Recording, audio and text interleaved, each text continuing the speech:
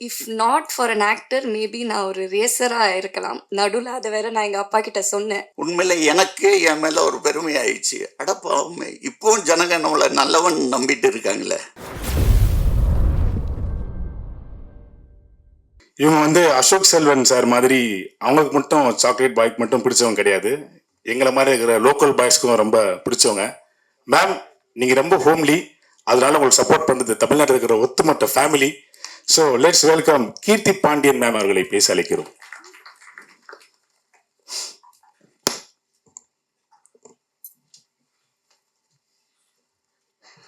அனைவருக்கும் வணக்கம். இப்படி ஒரு இன்ட்ரடக்ஷன் சத்தியமாக நான் எதிர்பார்க்கல. அது தண்ணி குடிச்சிட்டு இருந்தேன் இந்த டைமிங்கில். அக்கேனம். ஸோ டைரக்டர் உதய் வந்து இந்த கதை எனக்கு ஒரு 4 வருஷம் முன்னாடி சொன்னார். கதை சொல்கிறதுக்கு முன்னாடி அவர் ஒரு வாட்ஸ்அப்பில் மெசேஜ் அனுப்பிச்சதான் எனக்கு ரீச் அவுட் பண்ணார். அவரோட ஷார்ட் ஃபிலிம் லிங்க் அனுப்பிச்சார், யாக்கை 3. அந்த ஷார்ட் ஃபிலிம் ஒரு நரேட்டிவ் அடாப்டேஷன் மாதிரி ஆல்ரெடி இங்கிலீஷில் இருக்கிற ஒரு ஃபிலிம்லேருந்து. பட் அந்த ஷார்ட் ஃபிலிமை ஹேண்டில் பண்ண விதம், அந்த டெக்னிக்கல் குவாலிட்டி அவ்வளோ சூப்பராக இருந்தது. அதை பார்த்தோன்னே நான் டிசைட் பண்ண அவரை மீட் பண்ணி பேசணும் என்ன கதைன்னு. அப்போது அவர் இந்த கதை சுருக்கம் எனக்கு சொல்லி, அந்த ஷார்ட் ஃபிலிமில் இருக்கிற மெம்பர்ஸ் தான் இந்த டீமாக இருப்பாங்க அப்படின்னு உறுதியாக சொன்னார். அது எனக்கு ரொம்பவே பிடிச்சிருந்தது. ஏன்னா நம்ம ஒரு நியூ டீமோட சேரும்போது அவங்களுக்கு ஒரு பேஷன், ஒரு ஃபயர் இருக்கும். அந்த ப்ராஜெக்டை வந்து they'll own it. ஸோ அந்த விதத்தில் எனக்கு ரொம்ப கான்ஃபிடெண்ட்டாக இருந்தது. அதே கான்ஃபிடென்ஸ், அதை விட அதிகமான ஒரு எக்ஸைட்மெண்ட் அண்ட் பேஷனோட தான் அப்பா இந்த ப்ராஜெக்டுக்குள்ளே வந்தார். ஒரு ப்ரொடியூசராக, ஒரு ஆக்டராக தாண்டி கதையில் நிறைய இன்வால்வ் ஆனார். நீங்கள் பார்த்துருந்தீங்கன்னா ஸ்க்ரீன் ப்ளே அப்பா பேர் தான் வந்திருக்கும். அப்பா வந்து ஊமை விழிகள், இணைந்த கைகள் பண்ண டைமில் நான் இன்னும் பிறக்கலை. பட் அந்த gang of boys, film institute boys ஒரு படம் எடுத்திருக்காங்க. அவங்க எடுக்கும் போது எப்படி எடுத்திருப்பாங்க, என்ன பேஷன் இருந்திருக்கும், டே அண்ட் நைட் என்ன ஒர்க் பண்ணியிருப்பாங்கன்ற ஒரு ஐடியா, ஒரு சாயல் அப்பா இந்த ஃபிலிமில் ஒர்க் பண்ணும்போது என்னால் பார்க்க முடிஞ்சது. ஏன்னா இந்த குரூப் ஆஃப் பாய்ஸ், வெள்ளை சட்டை போட்டிருக்காங்கல்ல, இந்த குரூப் ஆஃப் பாய்ஸோட ஒரு அந்த கேங்கோட அப்பாவும் சேர்ந்து இதில் ஒர்க் பண்ணியிருந்தார்.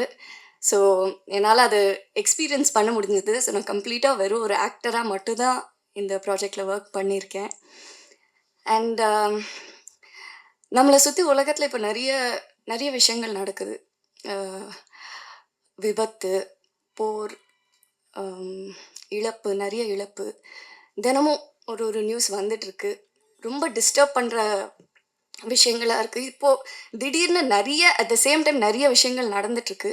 இந்த தருணத்தில் எனக்கு எப்போவுமே தினசரி இருக்கிற ஒரு கேள்வி வந்து, நம்ம என்ன பண்ண முடியும், நம்மளால் என்ன கான்ட்ரிபியூட் பண்ண முடியும்.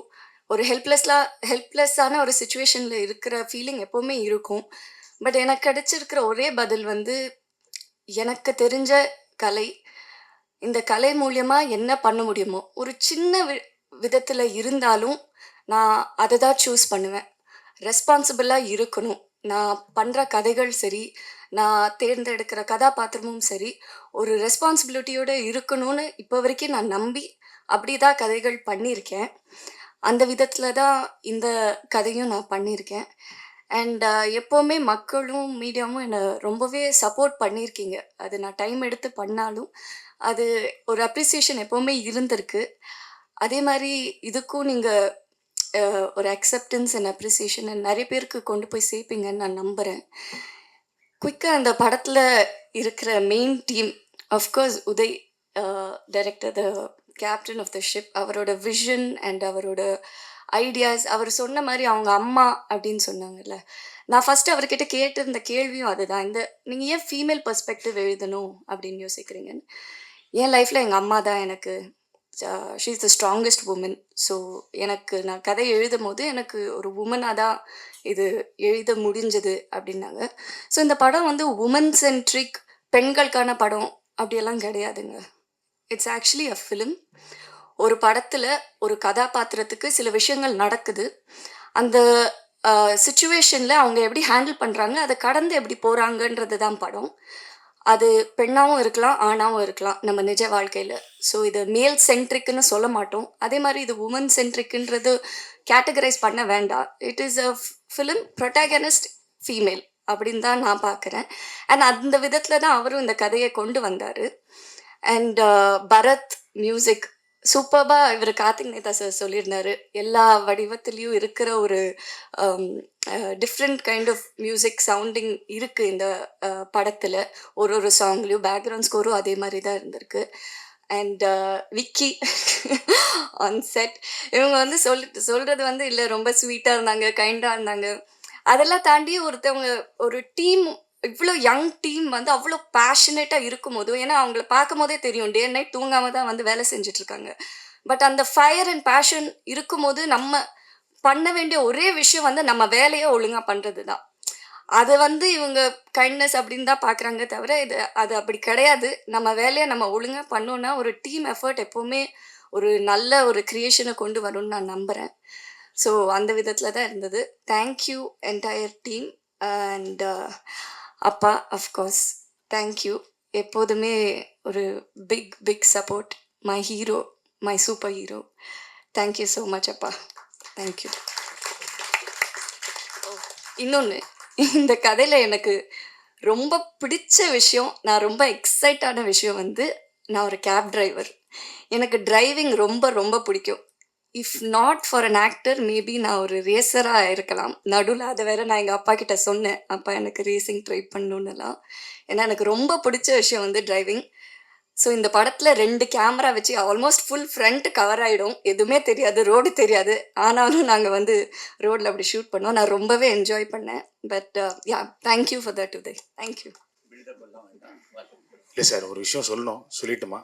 மேம் வந்து கேப் டிரைவர் அப்படின்னு சொன்னாங்க. மேம் உங்களை பார்த்து எல்லா உமன்ஸும் இப்போ மோட்டிவேஷனாக கேப் டிரைவர் வர்றதுக்காக வாழ்த்துக்கள் மேம். அண்ட் என்ன ஒன்றுனா, உங்களை மாதிரி ஆளுங்கன்னா கேப் டிரைவர் வந்துட்டா எங்களை மாதிரி பசங்க 24 hours கேபில் தான் மேடம் இருப்போம். ஸோ அதையும் யோசிக்கணும். So let's welcome Arun Pandian sir. வாங்க சார். எழுதி வச்சது வேணாமா sir? Okay sir, sorry sir.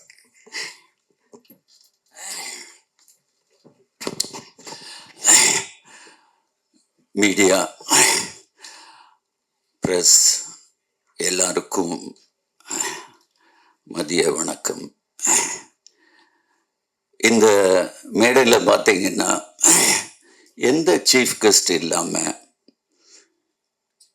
ஏன் இது வச்சுருக்கேன்னா, யார் வேணாலும் நம்ம கூப்பிட்டா ஒரு ப்ரெஷர் பண்ணால் தம்பி விஜய் சேதுபதியோ இல்லை யாரோ வரிசையாக சொல்லலாம், பேர் சொல்லி கூப்பிட்டா வந்துடுவாங்க. வந்து என்ன செய்வாங்க, கொஞ்ச நேரம் பார்த்ததுல படத்தை பற்றி அப்படி இருக்குது இப்படி இருக்குது, தமிழ் சினிமாவை புரட்ட போகுது அப்படின்னு ஏதாவது ஒன்று சொல்லி, அப்படி இல்லாமல் ஓகே நாளைக்கு வரலாறு ஆகும் அப்படி இப்படின்னு சொல்லாமல், நம்ம ஏதோ படம் பண்ணியிருக்கோம், நமக்கு பிடிச்ச படம் பண்ணியிருக்கோம், நீங்கள் கொடுத்த காசுக்கு கண்டிப்பாக அது வேஸ்ட்டாக இருக்காது. ஏன்னா ஸ்கிரிப்ட் அவ்வளோ ஸ்ட்ராங்காக இருந்துச்சு. அதனால தான் சீஃப் கெஸ்ட் இல்லாமல் என்னுடைய நண்பன் கருணாமூர்த்தி, ஐங்கரன் உடைய மேனேஜிங் டைரக்டர் கருணா, எல்லாத்துக்கும் ஒரு வணக்கம் போட்டுரு கருணா. தென் இன்னொரு சீஃப் கெஸ்ட் டைமண்ட் பாபு. மேலே வாங்க, இவர் தான். மேலே வாங்க பாபு சார், மேலே வாங்க.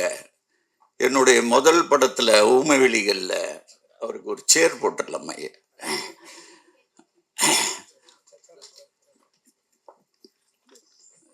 பிஆர்ஓ இன்ட்ரடியூஸ் ஆனது.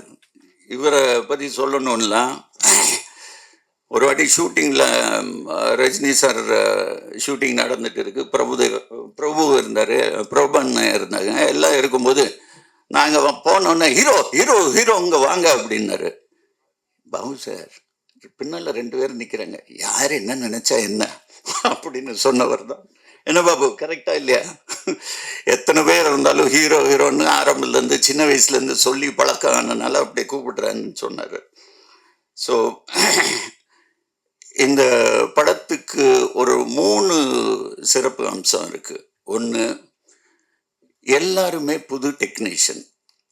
நான் முதல்ல கீர்த்தி சொன்னதுக்கப்புறம் ஒரு 2 வருஷத்துக்கு முன்னால் கதையை கேட்டோன்னே எனக்கு அது பிடிச்சிச்சு. இவன் கூட உன் கூட மதனா வந்தான், மதன்னு ஒரு பையன் வந்தான், இவனுடைய அசிஸ்டன்ட் டைரக்டர். நல்லா இருக்குப்பா, இது கொஞ்சம் ஒர்க் பண்ணணும், உனக்கு அது பிடிச்சிச்சுன்னா நானும் சேர்ந்து ஒர்க் பண்ணால் தான் நம்ம பண்ண முடியும், சார் பண்ணலாம் அப்படின்னா. இல்லை அப்படி உனக்கு இஷ்டம் இல்லைன்னா நீ போயிட்டு வா அப்படின்னு. சரி சார் அப்படின்னு போனால் ஒரு 4 நாள் கழித்து திரும்பி வந்துட்டான். இல்லை சார் நம்ம ஒர்க் பண்ணி பண்ணுவோம் அப்படின்னா. சரி பண்ணும்போது உட்காந்துட்டு, சார் யூனிட்டாக எல்லோரும் ஒன்றா நாங்கள் சேர்ந்து பண்ணணும்னு ஆசைப்பட்டோம். யூனிட்டா? யார் யூனிட்டு? மியூசிக் டைரக்டர் புதுசு, எடிட்டர் புதுசு. அப்படியா? சரி, அவங்க எல்லாத்துக்கும் திறமையாக இருக்கா? சார் கேட்குறீங்களா அப்படின்னா. ஒன்றும் வேண்டாம், சரி வர சொல்லு, எல்லோரும் வெளியே தான் நிற்கிறாங்க, வரிசையாக கூப்பிட்டுட்டு வரேன்னு வரிசையாக எல்லாத்தையும் கூப்பிட்டுட்டு வரான். அப்படி வரிசையாக உள்ளே வந்தவங்க தான். அதில் மியூசிக் டைரக்டர் வேற, என்னடா எடுத்துகிட்டு வந்த நீ? ஸ்பீக்கர்ஸு எல்லாத்தையும் எடுத்துகிட்டு வந்துட்டான். லேப்டாப் ஸ்பீக்கர்ஸ் எடுத்துகிட்டு வந்து இதுக்கு இப்படி ரீரெக்கார்டிங் வச்சுருக்கேன் அப்படின்னு சொல்ல ஆரம்பிச்சு எனக்கு உண்மையிலே இம்ப்ரெசிவாக இருந்துச்சு. சரி, நம்ம தான் எல்லாத்துக்கும் ஒரு வாத்தியார் மாதிரி இருக்கோமே, நம்ம எக்ஸ்பீரியன்ஸ் உள்ளே போட்டுட்டு இவங்க கூட சேர்ந்து ஒர்க் பண்ணுவோம். இவங்க சின்சியாரிட்டி பற்றி சொல்லணுன்னா ஃபர்ஸ்ட் ஷெட்யூல் நாங்கள் ஒடிசா போகிறோம். ஒடிசாவில் இவங்களை ட்ரெயினில் அனுப்பிச்சிட்டு நான் ஃப்ளைட்டில் போயிட்டேன். போகும்போது அங்கே அந்த பைக் ஷாட் பார்த்தீங்களா ட்ரெய்லரில், அந்த பைக் அங்கே ஹையர் பண்ணணும்.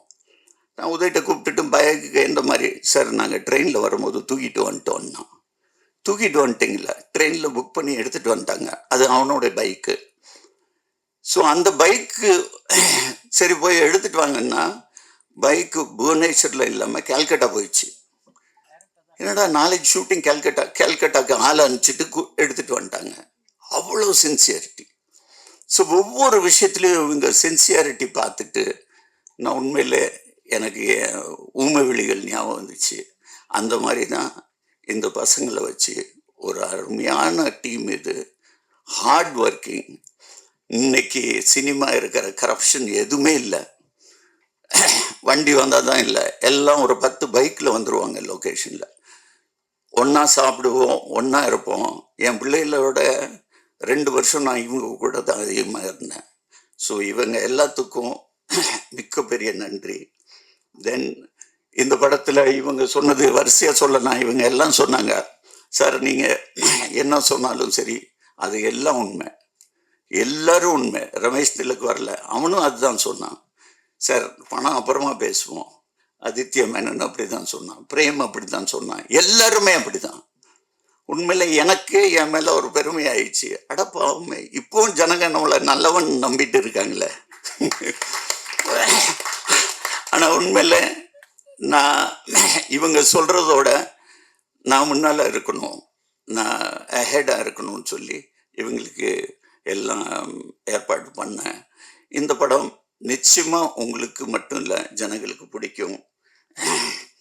இதுக்கு மேலே நான் இன்னும் 2 பேரை நான் மென்ஷன் பண்ணோம். என்னுடைய நண்பன் இணைந்த கைகளில் ஊமை வெளிகளில் பண்ண செல்வகுமார், அவரை நான் இந்த படத்தில் ஒரு கேமரா சூப்பர்விஷன் மாதிரி பண்ண வச்சேன். தென் வேலுமணி எனக்கு டைலாக் ரைட்டர். இந்த படத்துக்கு ஒரு புது டைலாக் ரைட்டர் சரவணகுமார், அவர் வரல. அவங்க one of the co producer also, Saravanakumar and AK சேகர்னு. வேலுமணி ஒரு பெரிய ரைட்டர், அவர் தவறிட்டார். இந்த நேரத்தில் அவரையும் மனசில் வச்சுக்கிட்டு கண்டிப்பாக எங்கே இருந்தாலும் இந்த படத்துக்கு வெற்றிக்கு அவருடைய ஒரு ஒரு கான்ட்ரிபியூஷன் கூட இருந்திருக்கு. உங்கள் எல்லாத்துக்கும் அதிகமாக நேரம் ஆயிட்டு இருக்கு. மீண்டும் சொல்லுகிறேன், இது ஒரு தரமான படம், நிச்சயமாக மக்கள்கிட்ட போய் சேரும். நன்றி, வணக்கம். ஏதாவது பேசுகிறேன்.